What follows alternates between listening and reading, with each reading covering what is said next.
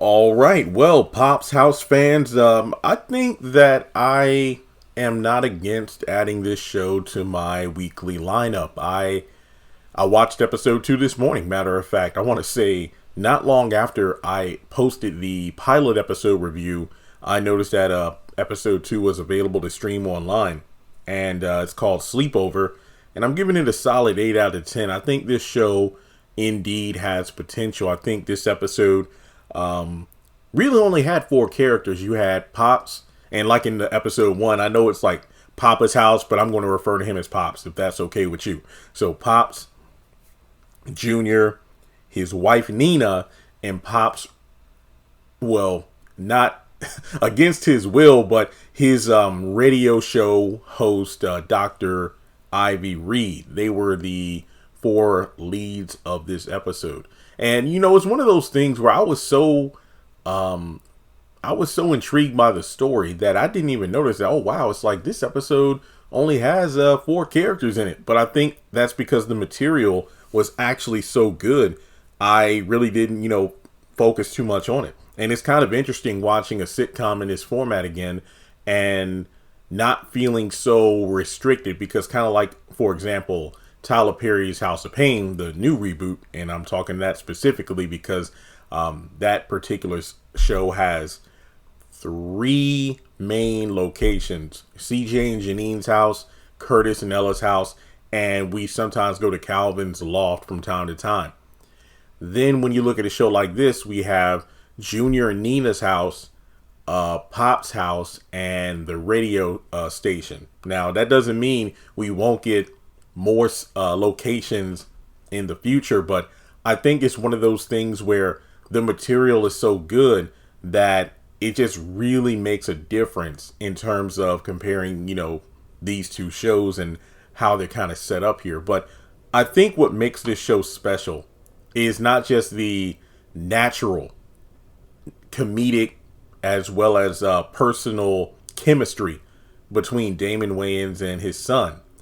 It's the fact that Junior sounds so much like Damon that if I turn my head around it, let's say it's like, okay, let me go across the room and cut the fan on, in my office.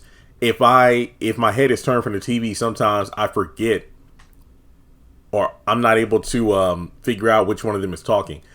However, Junior has a knack for utilizing his talent of imitations of different characters, which can throw me off sometimes because it kind of takes me out of the moment. But I'm not docking points for that. No, it's just the fact that I love that in universe.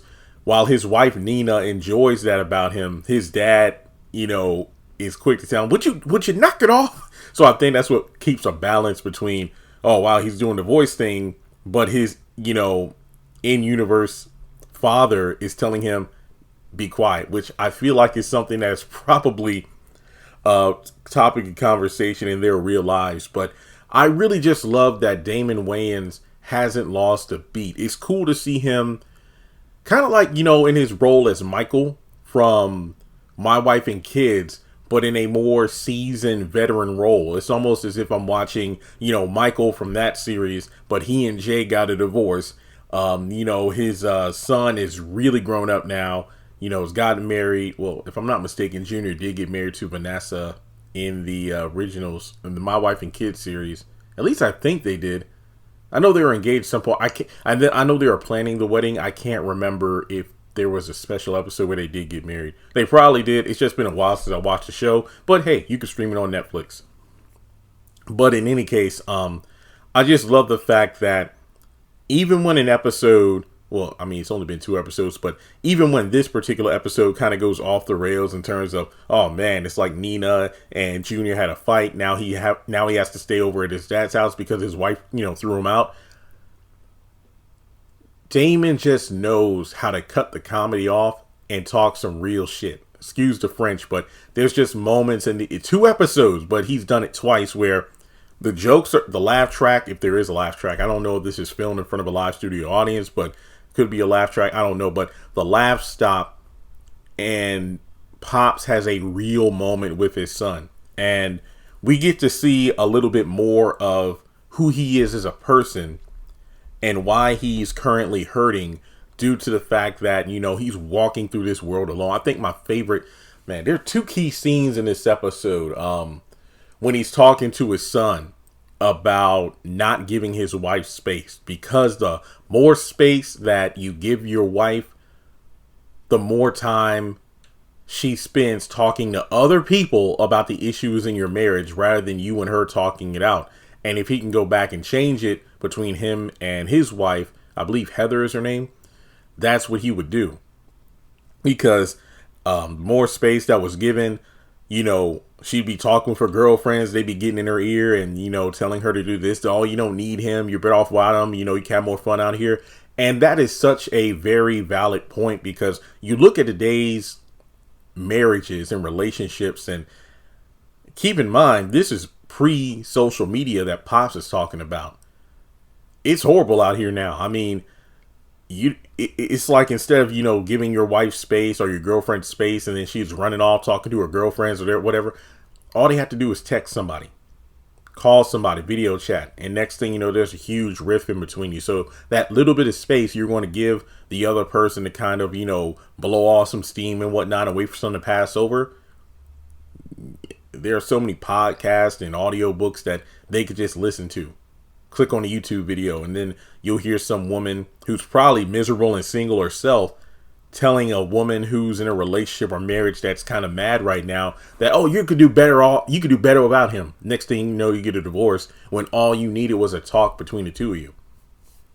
But I really love the fact that it kind of felt like hanging with Mr. Cooper in a way that we start off this episode. It turns out Pops has remodeled his house, because I do believe we briefly got a couple of scenes of his living room in episode 1, but in episode 2 we start off with a remodel, and Nina and Junior want to have a special dinner celebration just to, hey, love the new setup you have for your house, and she was going to make her world famous lasagna. Now the thing is, we get a little bit of friction between Nina and Junior in this episode. Turns out that Junior is a bit absent-minded due to his forgetfulness. I mean, it seems like, he is juggling a lot now, so I don't really know how much time has passed between episodes 1 and 2. But if you remember, in episode 1, he got fired from his job, via Nia's dad, due to the fact that he missed an important business meeting in favor of an audition or something, because his dream job is being a director of films and whatnot, and he was doing some short film work. This episode has mentioned that he's working on a documentary, and that's why he's kind of, juggling so much at once. His job, which he did get back in episode 1, and Nina made a point to say, look, well, I want our kids to be, in a household where their dad is happy as well as his mom. So, your dream job is to be a director. So we'll try to figure out a way in our schedule for you to be able to do your, actual job and then work on your dream as well. So rather than, I believe, beef, they have to use turkey meat in the lasagna. So this leads to friction at the dinner. So at the radio station, we have male and female listeners who are kind of split 50-50 on Dr. Reed's inclusion in the radio show, because, Pops just wants to have it his own way. It's like, hey, we play this old school music. We have a good time. We don't need to be talking about our feelings and getting in touch with our, inner child or, our damaged, mental psyche. We don't need that. But it's kind of funny, because there are actually some men who call into the show who appreciate Dr. Reed. So it's just one of those things where the good doctor tries to call out Pops for not being open about his own feelings. And, hey, why don't you express yourself? Like, what are you yearning? Like, we had a couple people call in who are recently either divorced or they've broken up out of long-term relationships. What do you miss about being married, Pops? Like, what do you miss? And, Pops is avoiding the question. So it's kind of intriguing, because we know that, okay, yeah, this is a plot point we're going to figure out later in the episode, because it seems like week to week, we're probably going to see Dr. Reed successfully peeling back the layers of Pop's, emotional self. We're going to see a little less of Scrooge and a little more of the Grinch when his heart changed or grew 3 sizes that day, probably by the end of the season. But I love the banter between these two, because, again, we have veteran actors, Damon, Wayans, and S.S. Atkins, who are going back and forth, and they are just eating these scenes, and I love it. So from there, we go over to Pop's house, and I love how Dr. Reed just randomly comes over, and she's demanding an answer to her question about, what do you miss about being married? And it's one of those things where she has such an aggressive personality that it's adorable, but at the same time, you have that bouncing off of, Pops's like grouchy demeanor where it's like, would you let it go? I mean, and then I think one of my favorite bits of the episode, it's a little thing. I don't know why, but I just kept rewinding this one part. It couldn't have lasted more than like 3 seconds, but in the midst of their back and forth at the front door, Pop says, "Oh no, yeah, everything's okay." Like he's talking to someone else who heard the commotion, and then the doctor turns around like, "Huh?" And then he slams the door. I don't know why, but at one moment, it's like a whoopsie daisy, boom. So then when his son and Nina come over for dinner, and they're just talking, Nina's like, "Oh, I didn't know you have a guest." "I don't have a guest." And then the doctor's standing right there because she snuck in without him noticing. I don't know why. It's just little things like that just tore me up. I was laughing so hard. So they're at the dinner table, and the doctor is doing what the doctor does. She pretty much is observing and notices, oh, okay, so your husband doesn't listen to you. He's often forgetful. He misses out on like a lot of anniversaries and birthdays and things like that. So she pretty much takes this little thing and blows it out of proportion. I think because Nina mentions how, oh, well, I'm glad you like the lasagna. It's just that I had to use turkey because somebody forgot the beef. And then that turned into a whole thing. And from there, Pops gives his son some advice. Look, here, take this basket of fruits and whatnot, and take this Teddy Pendergrass vinyl and go over there and make up with your woman. So he goes over there, and it doesn't work. Turns out that Reed and Nina are pretty much having a little powwow.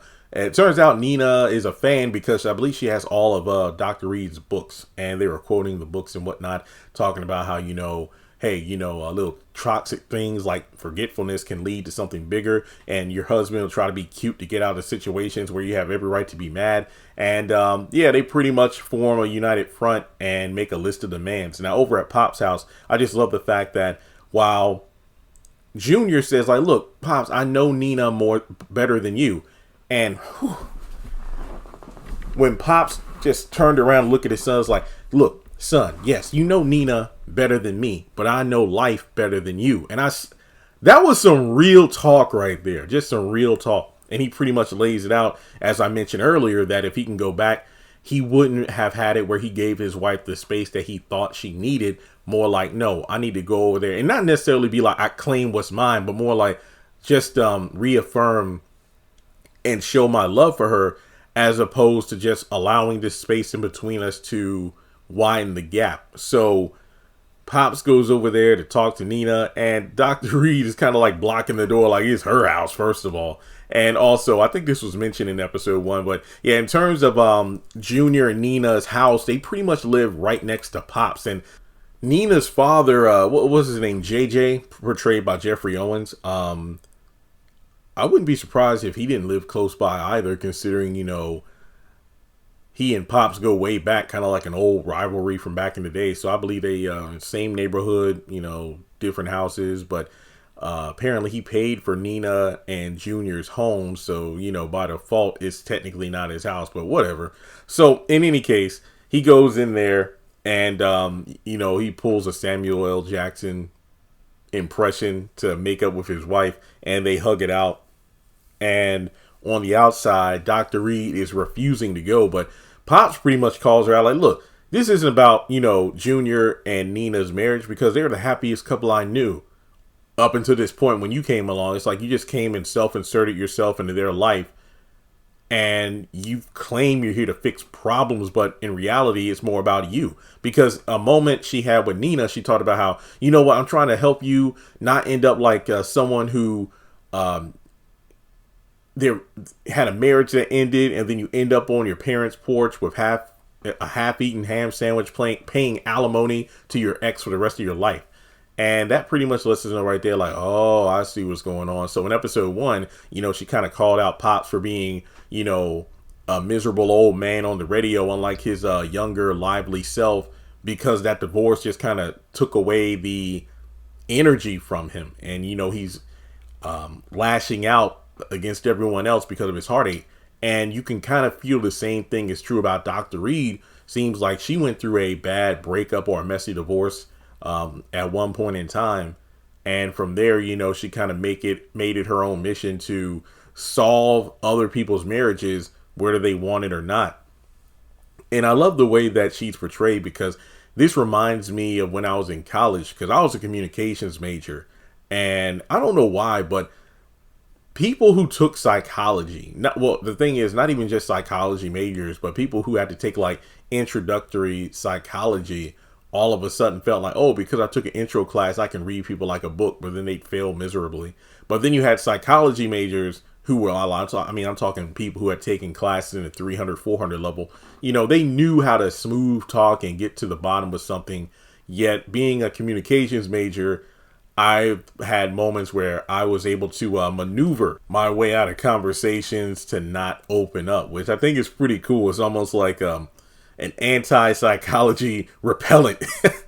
But it's the fact that she just felt like, I noticed some cracks in the foundation of this marriage. Let me go ahead and try to patch things up or cause a male versus a female war right now. When in reality, it just feels like she only did it to spite Pops because he wouldn't open up about what he missed about his own relationship. But there was a moment of just, again, pure raw acting and emotion where it's like, oh, you want to know what I missed? That. And he points to his son and Nina hugging it out because it's so lonely walking through this world alone. And then he finally gets Nina to leave.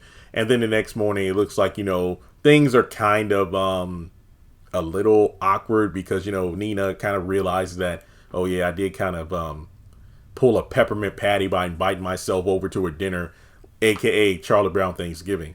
And from there, it's almost like they kind of make amends where the doctor realizes, yeah, you're right, I kind of did this for my own kind of selfish reasons, and it won't happen again. So yeah, this is pretty good. Also, I like the fact that the episode ends with bloopers. I don't know why, it just makes it feel like one of those old school sitcoms from back in the day where you have a blooper reel to end out an episode as the credits roll. And I mean, the material in the show is pretty funny, so I can definitely tell there are moments where other cast members or even people behind the camera just bust out laughing because some of the lines actually hit pretty good. So yeah, overall, 2 episodes in, I think this is a promising series. Let me know your thoughts in the comment section below. Like and subscribe, and I'll catch you in the next video.